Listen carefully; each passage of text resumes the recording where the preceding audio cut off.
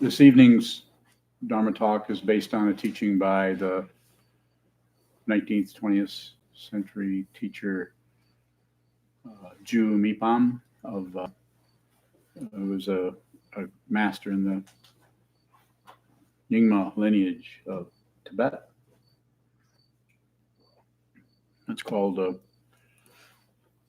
Four Reliances. I'm going to talk about the first one, which is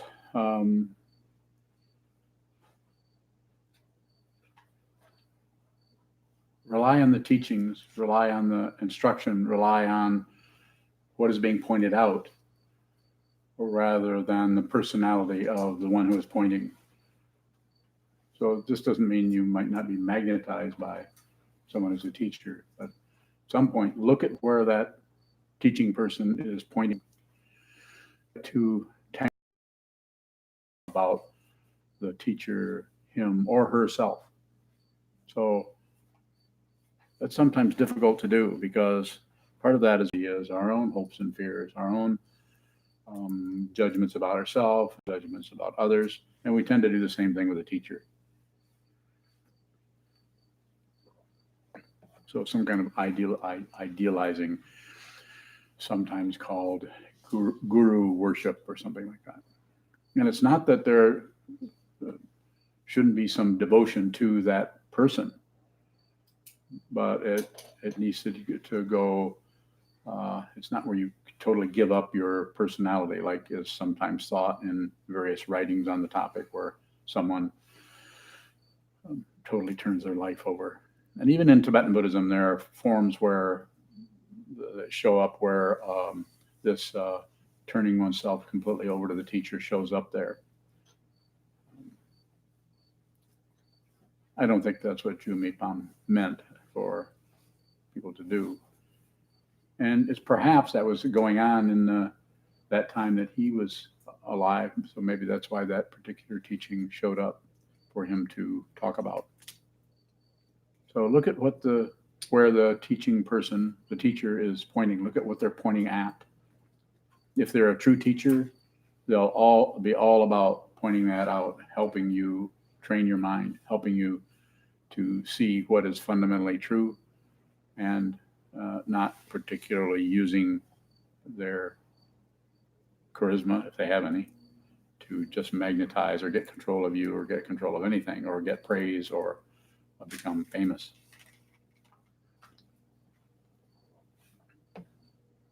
So motivation around that for the teacher and motivation for the student are very important. There's not really too much to be said about that.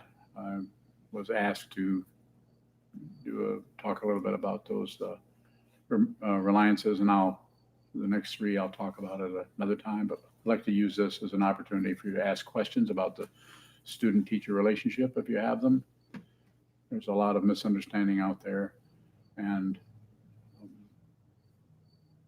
if you have questions, I can respond to them. Yes, Shoka?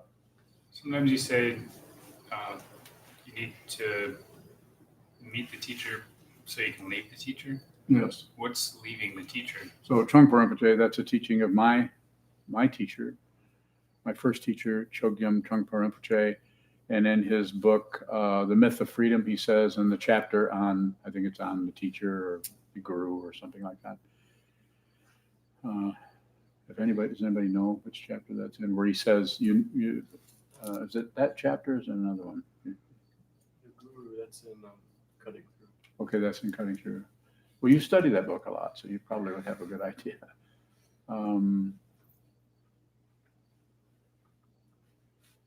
So before you can actually leave the teacher, you have to actually be a student. You have to study under the teacher, and you do that until you leave the teacher. And that leaving the teacher won't be a choice. It won't be like I'm deciding to leave the teacher. If you do decide to leave the teacher, that's incorrect. When I say it's incorrect, I'm not saying you're a bad person, you're wrong, and you shouldn't have done that. I'm just saying that's an early version of leaving the teacher. So you should hang around. You'd hang around until you see this is just a way of talking about it. It might not have all this kind of a magical appearance to it, but you see that the teacher, that you, who you are, your identity, and the teacher are not two different things, different beings. And that's a very simple but very tacit understanding. You just see it. There's no clamor, there's no rejoicing, there's no horns or bells, whistles, rainbows, unicorns. Well, in the case of a few people, there'll be rainbows, but others won't get anything. You know who you are. In that saying, it seems like there's like an implication of fruition. Yes. Like that would be leaving the teacher. What if one does not realize the truth before the teacher passes? How do we continue to stay with the teacher if there's not a physical presence anymore? Well, in our situation, there's because of the CIA and all the other people that are taking notes, technology, or books or reading. If I when this physical form goes away, you won't be able to tell if I'm in the other room or not. You can't even tell that now, other than look out and see if the Prius is out there. Unless you sneakily park back here. I do park back there. But I'm not being silly about it. I'm saying you can't really tell for sure. If someone passes away, they just don't ever show up anymore. It doesn't mean they're gone. You still carry them around in your consciousness, in your mind. Anybody who has a relative or a friend or someone who's passed away, even though they're gone, you might want to just reflect on how they haven't really left. You still have them. They're still here. And they're probably more here than you think they are. Because quite often we emphasize so much the negative part of it. Oh, they're gone. Oh, I feel so sad. I miss them. Well, they don't miss you. They're watching you do that. You should be ashamed of yourself. Making life miserable for the dead people. Making death miserable for the living people. Yes? Is the personality of a true teacher anything other than pointing? It seems to show up that way because the motivation of someone who was teaching from a wisdom mind, a conventional way of saying it, is not their motivation is to do that. So therefore, the personality could get mixed up with that. But there's no the way you might know, and the way the teacher knows that they're nobody is they're not affected by praise or blame, even though they might have done something bad or wrong. They're not getting any energy from being praised. They're not getting any energy from being blamed. When they're blamed for something, they just see the mind of the one who's doing that is suffering. When they're praised for something, they're seeing the mind of the one who is praising as not seeing who's there. They say who they think is there. Sometimes this can turn into what was mentioned a few moments ago as a personality. Overindulging in that. More? Go ahead. What is the First Reliance pointing to if we can't differentiate the teacher from the pointing? It takes time. All you have to do is listen to the teaching. You don't have to conclude anything. Just listen to that teaching and keep that in mind. Just like the four reminders, another way of just keep those things in mind. Death comes without warning. This body will be a corpse. Good thing to keep in mind. It's not negative. It's just true. There isn't anybody here that isn't going to leave pretty soon, or maybe a little bit later. Go ahead. Are we able to rely on the teachings without having a teacher? After you have the teacher. To not have a teacher, I'm not saying it's impossible. There are a few people who have realized the fundamental nature of their mind without a teaching a person, but they don't always have an easy time of it because they don't have any context for suddenly not having a solid identity anymore. Whereas the one who has practiced and studied these teachings and studied the concepts, when the self-centeredness starts to go away, or that collection of things, form, feeling, perception, concept, consciousness, those different aspects of consciousness begin to fall apart, and the links between them begin to break, or we see that they aren't even connected, then the consciousness that's been training their mind, that's been looking at this, looking at emptiness, looking at the relative emptiness, and looking for the ultimate emptiness. When the ultimate emptiness shows up, you've done your homework. You're ready for it. But if you're not done that, and that spontaneously happens for whatever causes or conditions that may bring that about, you could end up going to a psychiatrist for medications to stop that from happening, rather than seeing that you're in the middle of realizing the fundamental nature of reality, which is not separate from anything. To realize that in your mind is not a conclusion. It's not something I got it.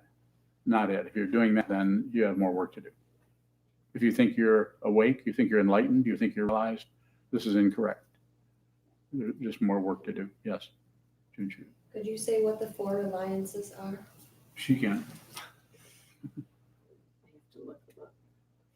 They're very similar. I was going to give a talk on each one of them. That way I don't have to keep thinking up talk titles. So the first, as he said, is rely on the dharma, not the teacher. Rely on the meanings, not the words. Rely on explicit meanings, not implicit meanings. Rely on wisdom, not consciousness. And there are various translations or interpretations of those. That's good. I can't remember, but I can remember one of them. That's why I'm doing the first one. But you can ask questions about those if you can remember them.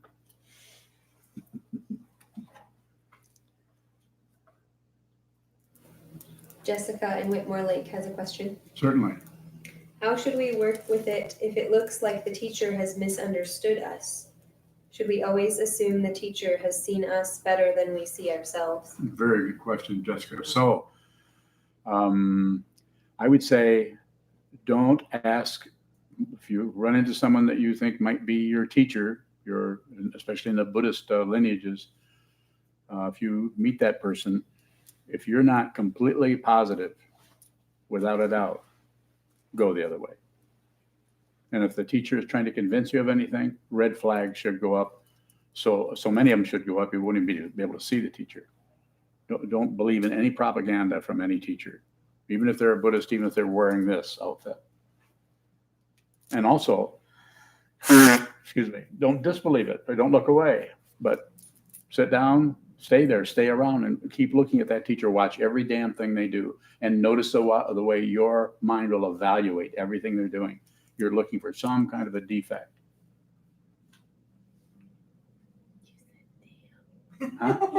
You said damn. Did he catch me saying damn? Yeah, I was kind of laughing. Yeah, I forgot there was a younger person in the room. I said, it's okay? Oh, thanks. You let me off. Yikes. So look at that situation and just look at it. And when if you want a teacher, if you need a teacher to help train your mind, you need some help, then that's a good motivation for doing that. But then don't settle. Maybe you need to talk to the Dalai Lama. Maybe you shouldn't settle for anybody but him. You can go and study under him along with a million other people.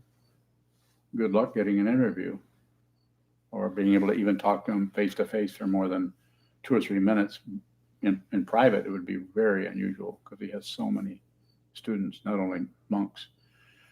I'm not trying to say you shouldn't go talk to him. Of course you should. I did back before anybody knew about him. Nah, I lied.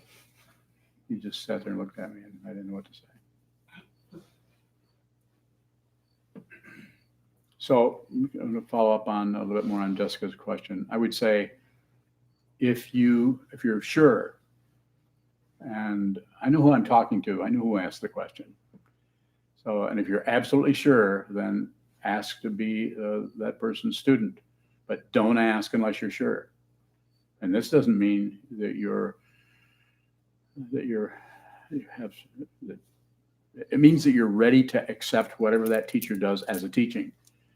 If you try to turn the teaching person, even though they're just another person, if you try to turn them into some kind of a a deity or something like that, that is exactly what I'm talking about and what Ju Mipham is talking about. Don't go there. Don't make the teacher into some special. Don't go with the personality of the teacher. So make it into a teaching. If the teacher functions in such a way you feel like it's putting you off, or he or she or they are not being fair with you or something. If you're a student of the Buddha's Dharma, then and that you've decided to have that person be your teacher, then stay with it. Stay with it right until you see that you're not separate from the teacher. Now, if the teacher does something terribly outlandish, could happen, maybe you won't be able to do that. Just recently in the news, we've had some teachers that are, I can't say that word, I guess, but they are bad guys. Bad Buddhists. I think it's a difficult area, because in ancient times, the whole culture, the whole society was different then. So people got away with things that they can't get away with anymore, but just because of the intense visibility in the culture of everybody. So, in turn, my teacher did stuff that wasn't acceptable to a lot of people, and for good reasons. But I would not be here if it weren't for my teacher. So, when you come into this world, if you find yourself functioning as a teacher at some point because of your own training or whatever, you may not be able to be an angel. You may not be able to appear like this pure person to everyone. That's a misunderstanding, and that's what that First Reliance is talking about. Look at what's being pointed at, rather than getting wrapped up in the personality of the teacher.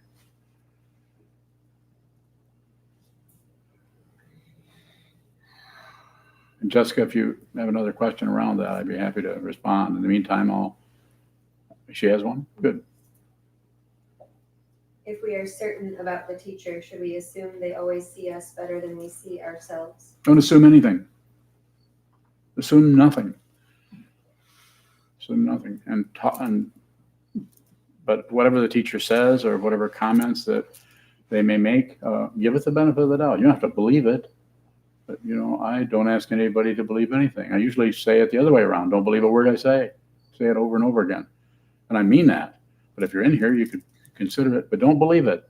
Inspect it, look at it, turn it over. Look this side, that side. See if it fits with your understanding. If it fits, good. If it doesn't fit, good. It's always about awareness. It's not what arises in the awareness. That's a difficult one, because the awareness is not a particular thing. Yes? And it's also good lifting up weights. What? And it's also good lifting up weights. It could be. Yeah. Lifting up weights would be okay. You get stronger. Yeah. I caught his meaning. Further questions? Ishikai. What's the difference in relating to a teacher like you versus, say, some of the monks giving a Dharma talk? Or how should we approach learning from someone else differently than we would approach learning from you? I think you should learn from everything. So people that are giving, the monks who are giving what you could call practice Dharma talks, they're pretty good. Sometimes they're really okay, as far as the value we get out of them. But you should the same thing you should receive. It's Sangha. The teaching person is also Sangha, or community. Sometimes the talk the student may give might be better than the one the teacher is giving. Excuse me. But just receive it, listen to it, ask questions about it of that person, whoever's teaching. I'm not sure if I'm following you exactly. Yeah, I'm just wondering what the difference is between the teacher and someone you're looking to learn from, but isn't a teacher. So I guess I'm trying to see what that is. I don't know. I think it'd probably be different. A lot would depend on what kind of connection you had with the person. Like, I know you really like Shoka, but you don't really care for Chiezan too much. So when they're teaching, you're probably going to like his talk better, even though his talk's best. Is that helpful? There's really no way to know for sure. The only thing I would say is the teaching person, whoever that is, in this case, it's this old man, it should be the final word in this particular organization, in this Sangha, until that changes. And it could change anytime.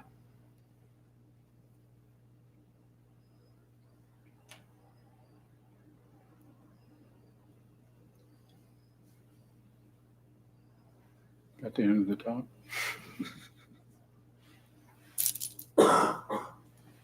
Yes.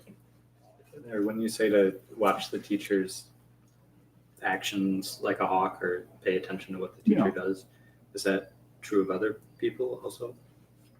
Should you look at everyone? Yeah, you should stay in your sense fields. Not necessarily get sucked up into your mind about who's right, who's wrong, what's good, what's bad, what shouldn't happen, what should happen, what I should have gotten, what I deserve, what I don't deserve, all that chatter that goes on in our minds all the time. So, and I'm not saying to shut that down, I'm saying include everything else. There's 5 other sense consciousnesses beside the mind. We sense thoughts. You don't really make up thoughts. If you think you do, then you'll continue to spin around looking for happiness. I'm not condemning you to anything. I'm just saying you're going to spin. So how do you do that? Sit down, hold still, and watch what keeps spinning. And do not try to stop it. Don't necessarily, the way I teach this, don't try to come up with some kind of a fancy meditation technique that'll help you calm your mind. There are people that teach that all over YouTube, probably a lot of other places. But right now you're listening to me, so don't do it. And then when you walk out of here, do whatever you want to do. But consider that, do this yourself.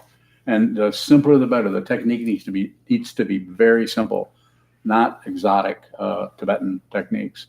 Not that those aren't valuable for certain individuals. That may be a dharma door for them to go through. The way it looks to me, having done a few of these practices, looks like sit down, hold still, watch what's moving, and you will see the very conflict. You'll see the energy that continually fights with itself. And there isn't any self, but it'll invent one. It invents another called an enemy. It invents another called a friend. It invents another called someone who's neutral or someone who's none of our business. Those are the 3. And it's variations on those three themes of passion, aggression, and ignorance. Q? Is the personality of the teacher something we invent? Yeah, no one can see the teacher. We always project. I'm not saying the teacher doesn't have characteristics or qualities or something, but we project onto the teacher. You actually see your projection. If you see who the teacher is, it's more like a mirror. You actually see yourself. If you see that you're projecting, then you're definitely seeing your own creation. If somebody's projecting heavily on me, I go look in the mirror and I have all kinds of grease paint all over my face of what they think I look like. Yes, sure. Can we not see ourselves in the same sense that we can't see you? Say more. Just seems like even looking back this way, only projections and qualities that are relative can come up. So wondering if you can actually perceive anybody. No, you can't. That's for later on. First, you try to perceive what you're perceiving. And then it starts to show up that all those things you're perceiving put together don't make up a person. There's no solid self anywhere. The fundamental teachings of the Buddha is this is empty of a solid personality. And everything else is empty of a solid being or personality. It is not other. The only thing that has any reality at all, and this is a suspect, is the perception itself. I'm perceiving you. But there's really no perceiver here, and there's nothing being perceived. Until that's understood, there'll be some kind of rotation called war and peace, happiness and sadness, success and failure. Have you noticed? It's one thing after another. This, and then that goes to pieces, and then this gets better, and then that collapses, and then you have to get a new diet. Does polarity still show up in no separation? The polarity is the no separation. So it shows up just like the two wings of a bird, to use a simple everyday metaphor. But they don't, there's two names for the same thing. Night and day are two names for the same thing. Is there anything different between night and day other than the sun goes away for a little while?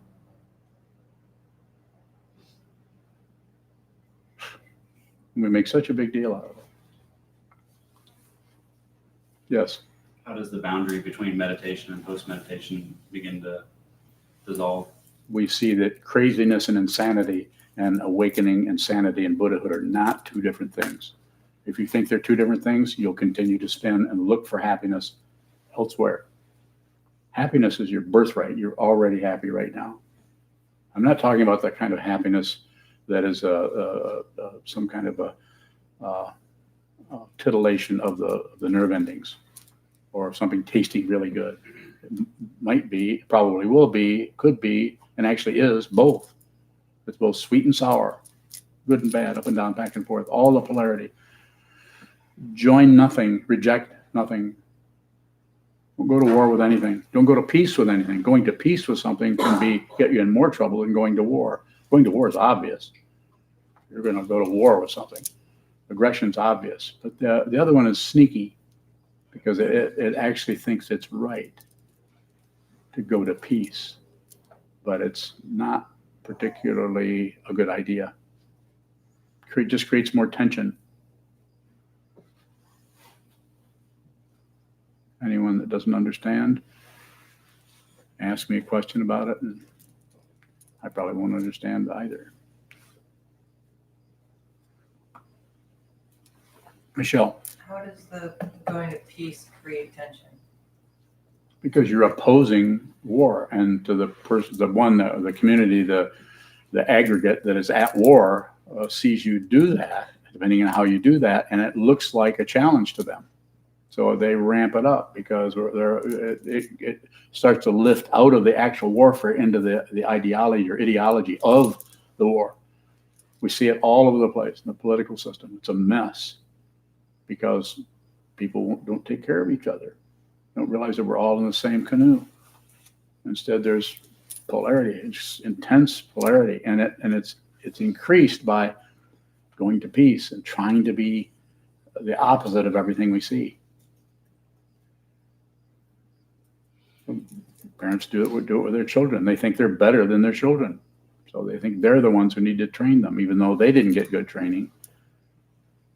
Not good. So what do I say? Train your mind before you take your unexamined aggression into a crowd of people that are warlike, thinking you're going to be peaceful there.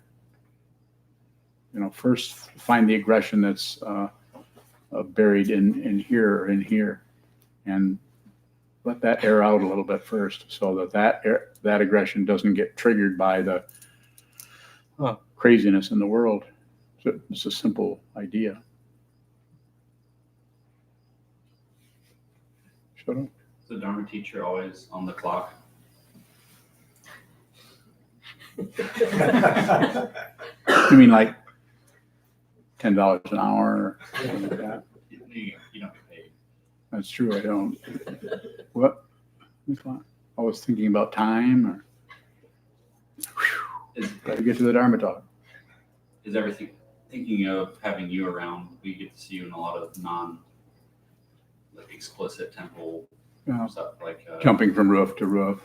or talking about the roof next door. Yeah, So complaining about the neighbors.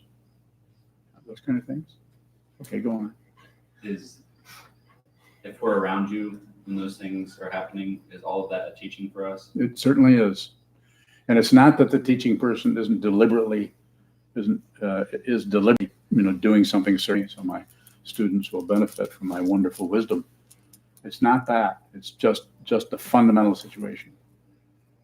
Watch how that's handled, because it won't always show up as you think it should or it might. And watch how watch the difference in the way you are critical of other people in the Sangha, the people who live in the monastery, and the teacher. watch how you might one time might really let the teacher off the hook for everything, and another time you aren't able to do that. They're obviously doing something bad or something wrong. There's more there. If you want to go into it, I'm happy to respond. Just thinking specifically, like Karma Lane project has been a source of contention with some Sangha members. Just as we talked about the past year or more. Who are they? Go ahead. How can we see something that looks so mundane as a teaching? I have no idea. That's you're into the fishing line. Like putting a roof on Karma Lane. So it's interesting how that shows up, that part of the foundation is challenged somehow. So now the architect is going to help us get an engineer to look at that and see if it's even worth putting a roof on that. I can tell you right now, we're putting a roof on that building. Even if the whole thing caves in. Do you believe that? Don't believe a word I say. Not a good idea. Because if I don't do that, you'll come and say, you said you were gonna, and then you know what I'll say? Change my mind. It's that easy. Further question about that? It's good.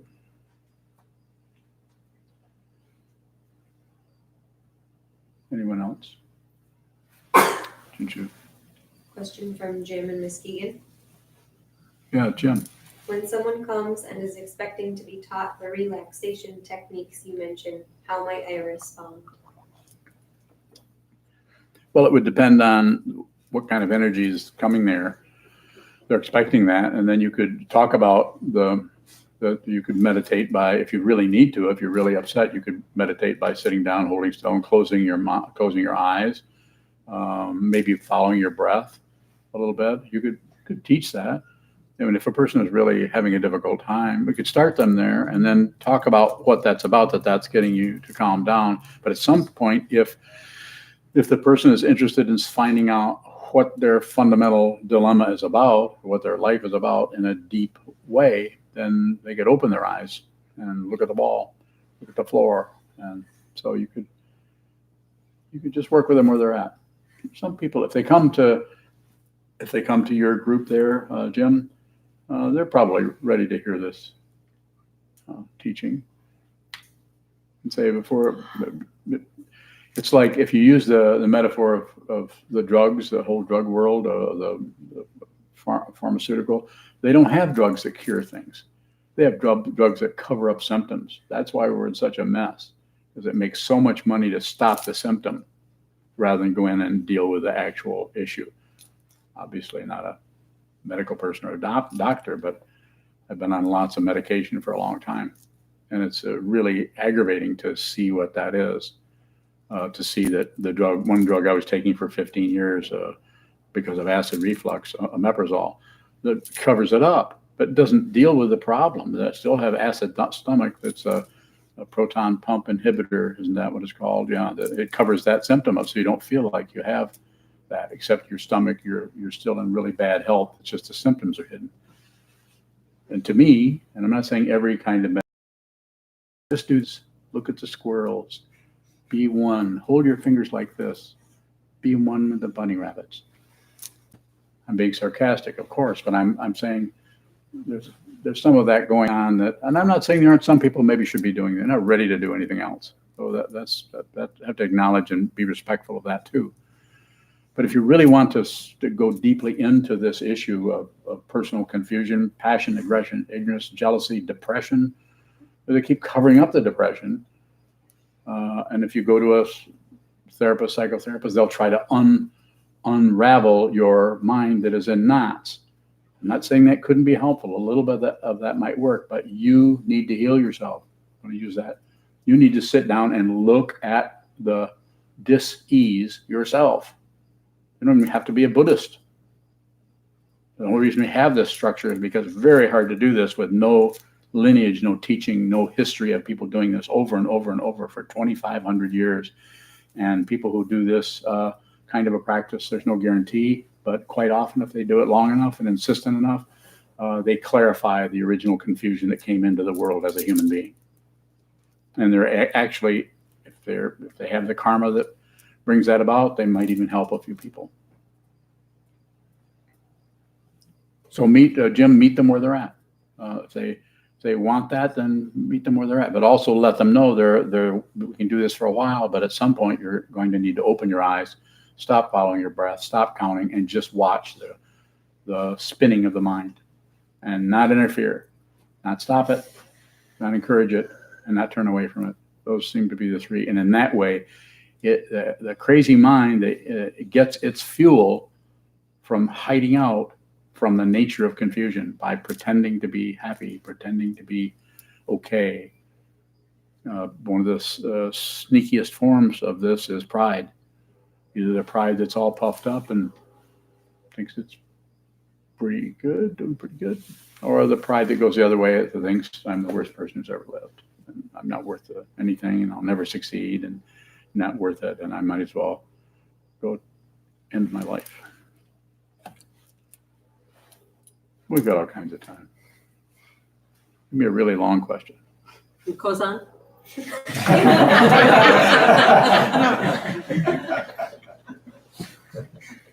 Let me sit back here. Go ahead, go down. On the dharma, not the teacher, how can we relate to the teacher to help us rely on the dharma? Listen to what the teacher is saying. Listen to what the teacher is saying. Don't pay too much attention to what the teacher is doing unless they aren't saying anything. Then don't take your eyes off them. But listen to the words and look at the next one of the reliances is don't get attached to the words. Look to what the words are pointing at. It's like the finger pointing at the moon. We get tied up with the finger, and is it the right finger? Is it the right color? Is it the right shape? Is it pointing in the right direction? Look. The reason we do that is when we look at where the finger is pointing, we see the moon. If we see the moon, then we miss the finger. We need that finger to support us because the moon is kind of a vague thing. The finger at least has, digits. It's digital, and the moon is analog. Right? Is that correct?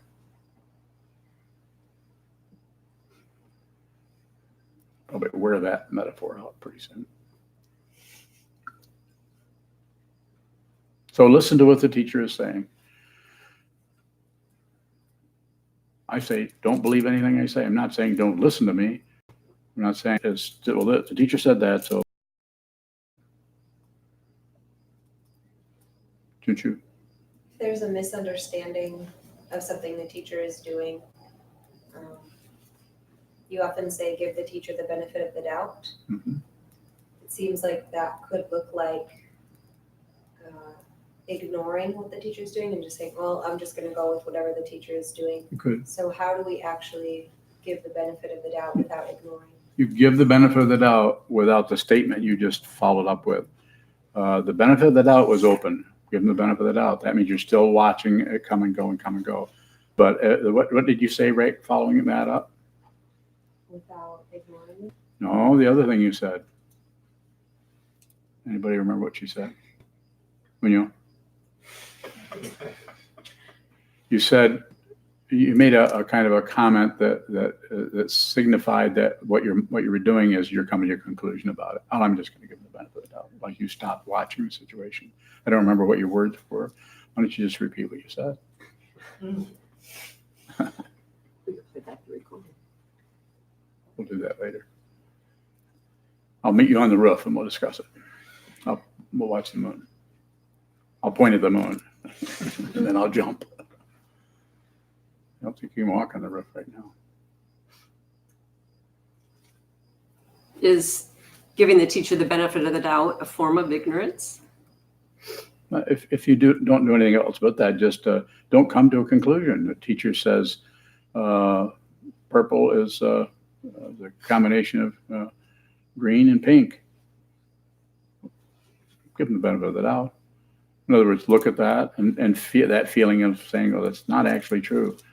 Then you might say, "Well, it's not actually true." But then you might say, "This is a teacher, so Maybe I should just look at that for a while. Is there something else indicated by that? That might be a question. There's something else that I'm missing around that. That's kind of a silly, flat metaphor. But it's like that. The teaching person is doing something a certain way, and you've been here long enough. Of course you have to, but know that the way things happen they're not planned. Don't do much planning. So I'm looking at everything, looking at everyone, and listening to everyone. Doing the very thing I say, receive. I'm doing a lot of that with everybody. Receiving what people are saying, how they're feeling, what they're doing, what's happening. I do a lot of watching. Like I've said before, the example of I might watch someone do the form, one of the forms, and do it maybe differently than the way I asked to have it done. And months might go by before I say anything about it. So I'm kind of giving the benefit of the doubt to the person who's doing that.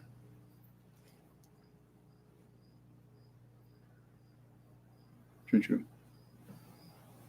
Jessica has another question. What is the importance or role of hierarchy in the Sangha? So it's based on the need for some kind of hierarchy, and then how each teacher handles that is going to determine what kind of students he or she has, how they work with that. If they're some people really need. There's a Zen center over in Detroit where the teaching person is, and here not right or wrong, is very, very strict and very parental. And you'll notice, I haven't been there in years, but you'll notice that his students want a parental kind of teacher. There was someone who tells them what to do and tells them what not to do, and teaches in a very parental way. So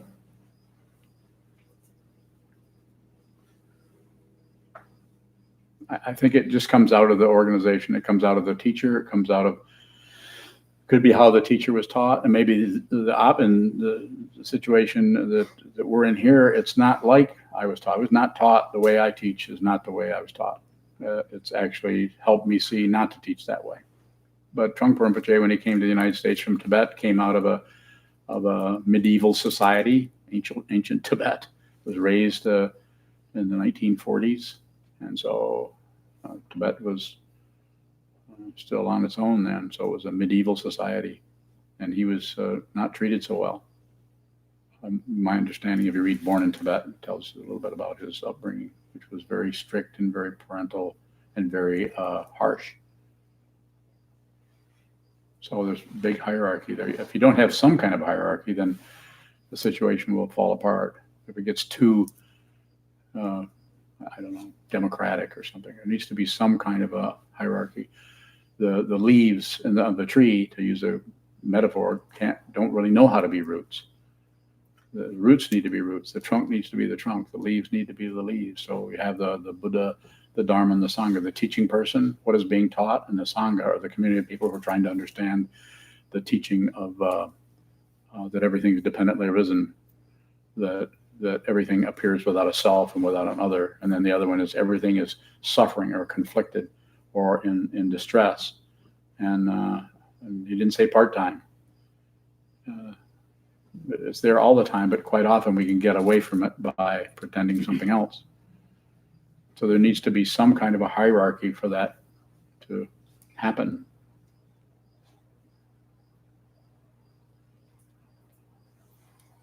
So just like you have a teacher, I'm sitting up here, up down, you can see what it's like to be up here.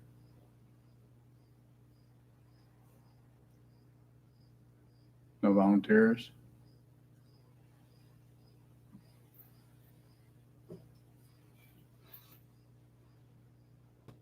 More about how to talk about that. There's a natural hierarchy in human beings. There's a natural hierarchy in nature. It's all over the place. This part of the little finger can't do what the thumb does. So it's a finger, it's a digit, but it can't. So that hierarchy is very important. That same hierarchy is everywhere. Complete automatic cooperation. So first finger doesn't have to convince the thumb to cooperate so you can pick up a marshmallow. Yes. The modern trend for like just broad equality based on a misunderstanding. No, but it's not, the understanding is wrong. It's just it's going against the intense control of what's been happening for history, through history, is intense societies that are warlike, and human beings who rise to the top of the situation as dictators and oligarchs and so on. It's not wrong. It's just dependently risen. Nobody's to blame. No one person is to blame. We're all coming out of causes and conditions.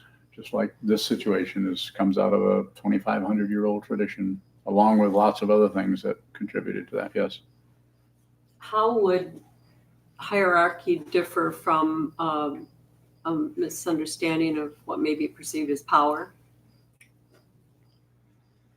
So, give me a question. Paraphrase it so I can address it more directly than the way you're asking it. Well, within an organization such as this, there's Sangha, teacher, the teaching. Okay. You've assigned certain roles, but is it possible for Sangha members to misinterpret your assignment? That, of course, that's how it's done. You can't totally comply with anything. You can't totally follow a form. If you come in and function as the one who offers offerings on behalf of the Sangha, excuse me, there's no way you can do that correctly. There's always something, always a misstep. I mean, if you might get everything right, and then when you wave the incense out, it breaks.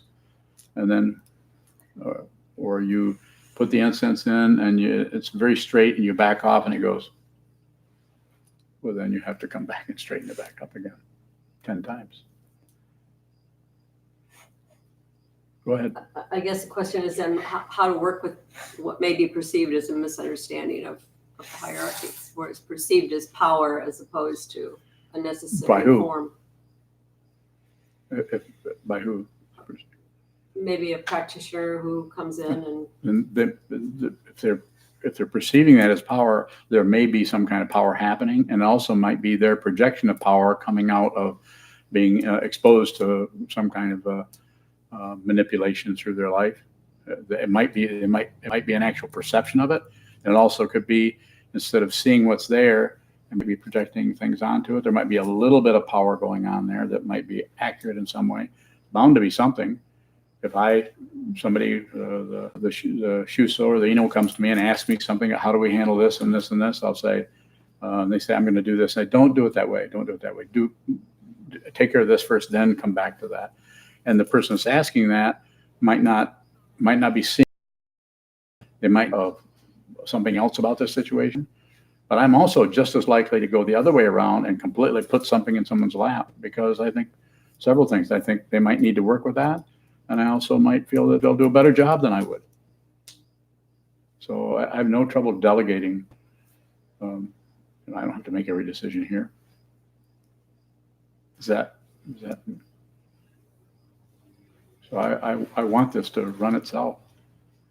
This is what I want to do, this, and I want everything else to pay the bills, paint the roof, scrub the carpet. Don't take in too many homeless people. Yes. With the hierarchy set up, it seems like we can't help but become somewhat reliant on the teaching situation. Yeah. So when a lot of the day-to-day workings, like there's a lot of communication when we run things and ask things through you, how does that not become an issue when the body form of Sokuzan passes? That hasn't happened yet. Might look like it. But I don't be too concerned about that. People talk about that quite a bit, and I think I'm kind of irritated with that. I'm not dead yet.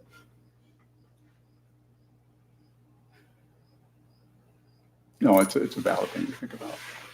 But I wouldn't go too far with it. It's going to be fine. It'll be fine. I mean, I could go on vacation for a couple months and everything. I've done that, haven't I? Left for a while. Yeah, I've left for a while. Things go fine. You might get a few emergency calls, but not much. Everything runs fine. Afraid that Chazon's going to take over my seat. He won't do that unless he has to. Yes. Earlier you said that you have to meet the teacher so you can leave the teacher. And then I think you said don't leave. But your teacher, Kobun, went against the wishes of his teacher when Suzuki Roshi asked him to come to this country. Was that a mistake? There's no such thing as a mistake. Anywhere, anytime. There's no mistakes. If you think there's mistakes, you'll continue to spin. There's no mistakes. There's just like there's no success. All that stuff is just relative. It just makes us go to war with everything. Isn't it painful? I mean, our families, and there's so many people in the world that are constantly at war with each other. You could just cooperate a little bit and realize that everybody, wants to be happy. Everybody would like to be happy. Is there anybody that wouldn't kind of like to be happy? And one of the ways you can do that is be happy. This doesn't mean content. I'm saying just be genuine. Be who you are. Be where you're at. If you have anger or difficulty coming up, blame no one. If you have anger, difficulty, or depression, don't blame yourself. Don't blame anything. It's just weather, but it's converted into some kind of personal vendetta or aggression. Or even if your parents didn't gave you a difficult time being raised, they probably had a difficult time being raised. Usually that's one of the cultural hand-me-downs. And you don't have to do that. You don't have to buy into that kind of logic about who's to blame.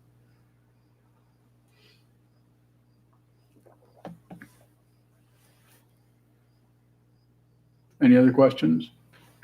What you got? What is devotion to the teacher, and how does it help? Well, if you have a teacher, which you do, give the teacher the benefit of the doubt. So I don't, as you know, you've been a student of mine for a while, I don't demand anything. I don't think. Do I demand anything? Except for that one thing, which we won't talk about that. So I think it's so different with each person. It's not as what's the word, blind devotion, not just blindly turning yourself life over to someone. We're not talking about that at all. I'm not saying there aren't teachers that want that or need that or even say that that's how you should be. You should dedicate or devote everything to the teacher. We've seen what's happened in that in recent times. Not so good. More? Yes. Ethan Hirschfeld from New York. Blame no one, accept all blame. Which one should I do? Both? Question mark. No, I just work on them one at a time, Ethan. Just blame no one. In other words, don't blame me. Don't blame yourself. Don't blame anyone. Is that what he said? Yeah. Got it. Yeah, he got it. And the other way of working with that too is to notice the way when something is coming up where there's an issue or a problem, how right before you do it, you kind of scan around, not necessarily physically, but we're looking, is there anybody that's I can blame for this? Any situation or any way that I can abandon the very thing that is your project is what you need to look at and leave that to find somebody who caused it. Because as soon as you abandon any the most negative feeling that comes up in your mind, I don't care if it's anger that somebody just triggered, they didn't do it. That is your anger. That's in your consciousness. And that's where you need to work with it. Even if you in the Buddhist teachings say over and over and over and over again, be grateful to everyone. Thank you very much, and no complaints whatsoever. Even though someone has just abused you, that's very difficult to do. Practically impossible. Not practically. It's ultimately impossible because it's a constant hanging on to I'm right or I've been offended and somebody else has done something. Even if they have, if you keep doing that, you'll be you're buying into the same thing called samsara, relative truth of being born, living a life full of pushing and pulling and success and failure, and then dying.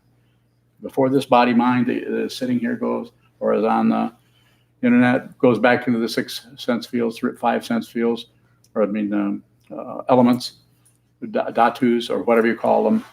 Find out who you are, so that when this body mind does go, that you know that nothing happens to you. You don't go anywhere. Just the body falls away. Find that out. Find out now before that situation happens, or before the threat of that starts to happen. Shut up. If it just the body goes away, is there some aspect of our mind that stays? The body and the mind are not separate. It's just energy. It just changes form. But the body, this comes into being. It's born. As you know, if you look at the 12 links in the chain of existence, it comes into being and then slowly decays and goes out of being. But who you are fundamentally does not come into being. So what is unborn is unceasing. What is unborn can't die. It's another way of talking about eternity. But even eternity is kind of weak, because it's about the time going on forever. And that's not exactly it. It's more like there isn't any time. Time is something we invent by using things that move, like, pull all the hands off the clock. Then what do you got?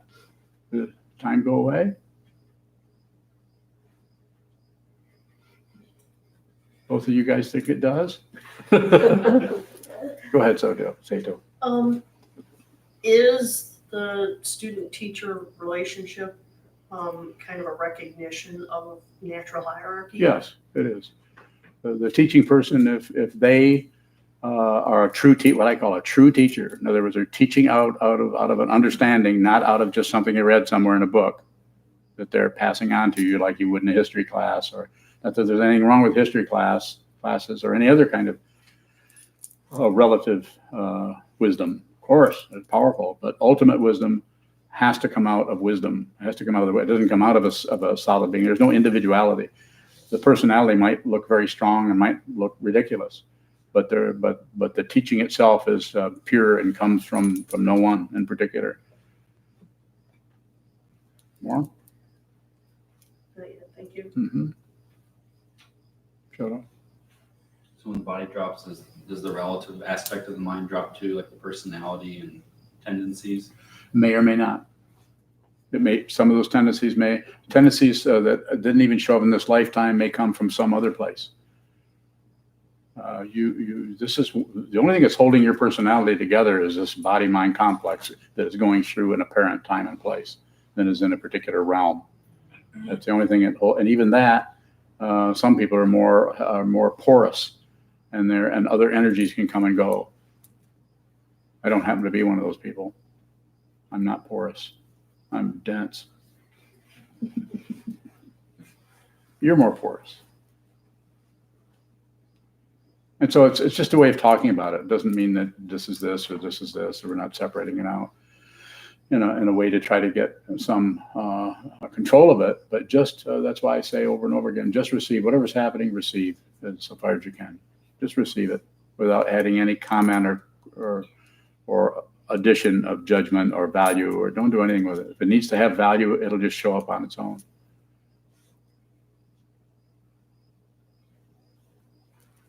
Thank you so much.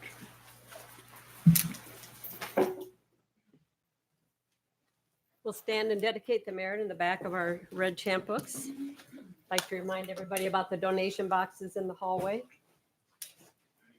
Always there ready to receive your financial support. We appreciate and depend on any monetary help you can give us. We also take donations online on PayPal. Thank you.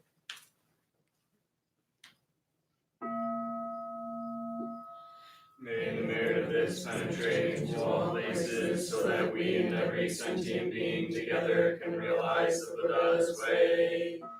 Ji-ho san chi shi-hu, shi-son-nu sa-mo-ko-sa, mo-ko-ko-cha-ho-ro-mi. The ten directions, the three worlds, all Buddhas, all venerable ones, Bodhisattvas, Mahasattvas, the great Prajna Paramita.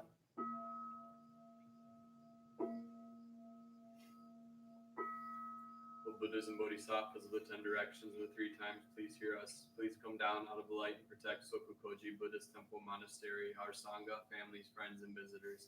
Heal everyone who is unhappy, sick, or suffering, and fill them with light.